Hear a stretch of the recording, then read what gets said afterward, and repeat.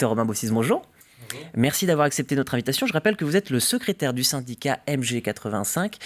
Si nous vous avons invité, c'est pour parler de cette proposition du CNAM. Pour l'instant, tout reste à faire, mais l'idée de la Caisse nationale d'assurance maladie, c'est de prévoir une revalorisation de votre activité, 1,50 €. Quelle est votre position là-dessus ?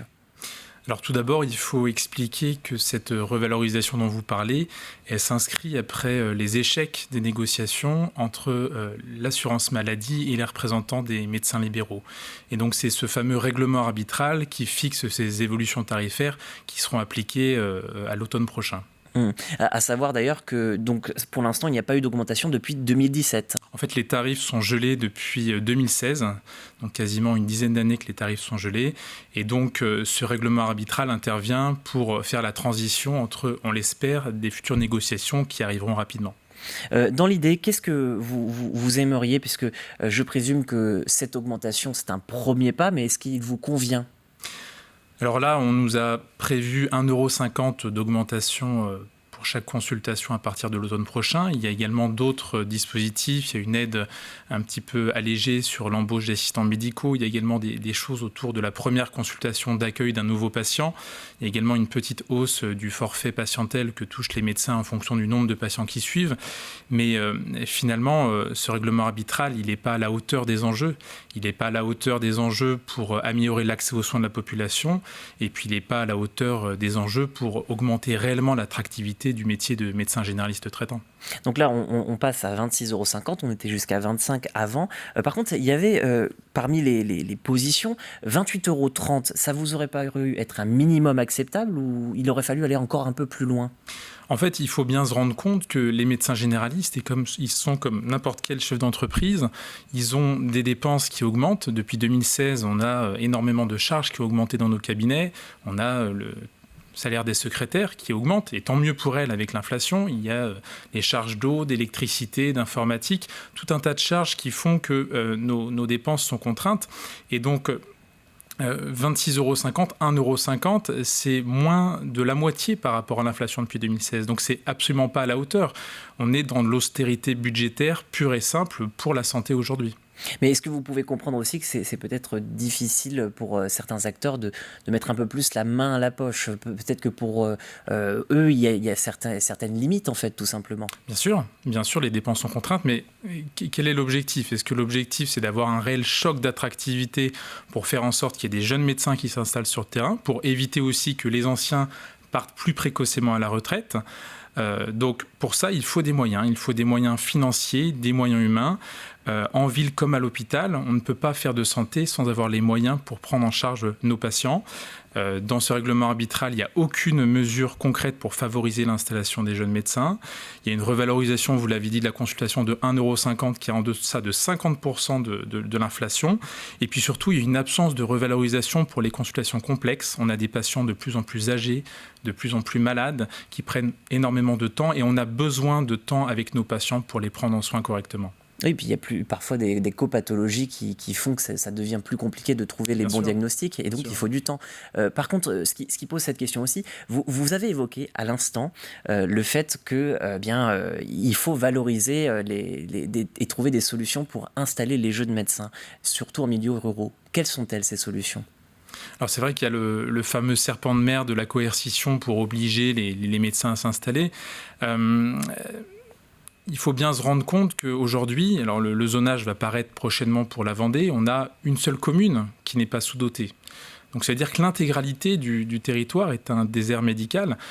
Donc il n'y a pas de solution miracle. Le problème, il est numérique. On n'a pas formé assez de médecins pendant des années.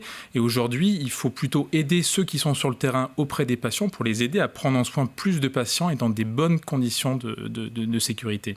Oui, on a une carte que Antoine va pouvoir nous afficher dans quelques instants qui montre bien cette diversité du territoire. D'ailleurs, on le voit en Pays de la Loire. Au plus rouge, c'est là où les situations sont les plus, on va dire, dramatiques, si je puis me permettre. Et on voit bien la Vendée est quand même sacrément touchée. Ce qui me pose aussi cette question, vous l'avez dit, il faut quand même trouver des manières de revaloriser tout ça. Et pour vous, imposer tout simplement des installations, déjà, ce n'est pas une solution envisagée par le président de la République. Il a rappelé mardi dans un déplacement, mais vous aussi, vous le pensez, ce n'est pas la solution. qu'il y ait des réflexions autour de la régulation des installations, pourquoi pas. Si cette coercition d'installation était une solution miracle qui permettait de tout résoudre d'un coup de baguette magique, je pense que ça fait longtemps qu'on l'aurait fait. Il suffit de regarder la carte. Où est-ce qu'on prend les médecins ? On les prend à La Roche-sur-Yon, où il y a 8000 patients sans médecin traitant, pour les emmener à Fontenay-le-Comte ou à Luçon. On voit bien que ça n'a pas de sens. Donc, l'idée, c'est plutôt d'épauler, d'aider, d'accompagner celles et ceux qui sont encore sur le terrain, qui tiennent le système de santé à bout de bras, et pour les aider à prendre en soin plus de patients et dans des meilleures qualités. Et pour ça, il faut des moyens humains, pour pouvoir embaucher du personnel, des assistantes, des secrétaires, et pouvoir moderniser nos cabinets sur les locaux, sur le matériel. Et l'ACTAM envisageait également je cite, des engagements territoriaux. C'est-à-dire qu'il y aurait eu une valorisation à 30 € si les médecins faisaient des efforts supplémentaires en prenant plus de patients, par exemple, ou simplement en ayant plus d'investissements sur le territoire. C'était une bonne solution ou c'était une fausse bonne idée, selon vous ?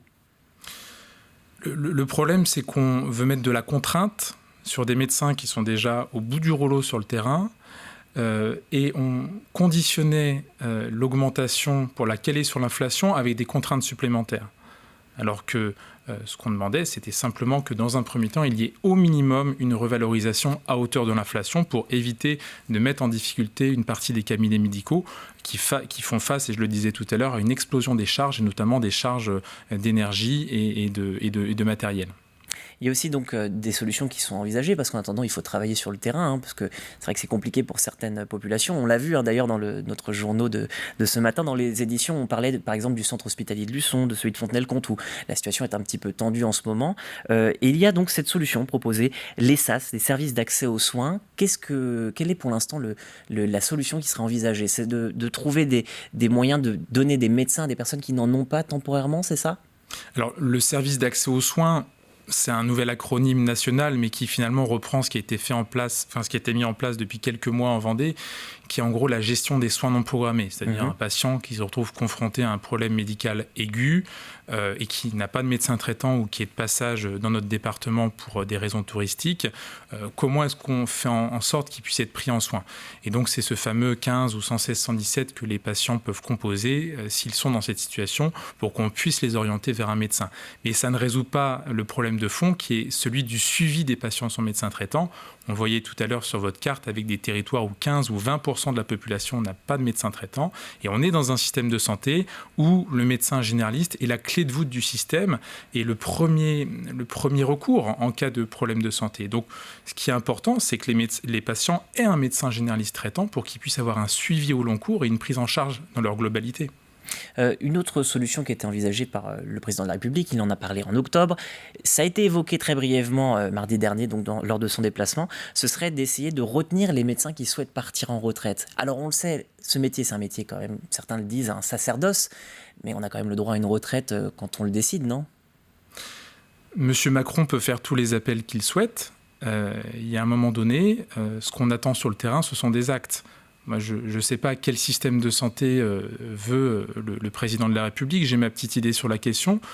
Ce que je me rends compte, c'est que les décisions prises au niveau budgétaire dans ce règlement arbitral, mais c'est exactement la même chose pour l'hôpital, ne sont pas à la hauteur des enjeux. Elles ne sont pas à la hauteur des enjeux pour l'accès aux soins de la population, et elles ne sont pas à la hauteur des enjeux pour augmenter l'attractivité du métier de médecin, et notamment de médecin généraliste traitant.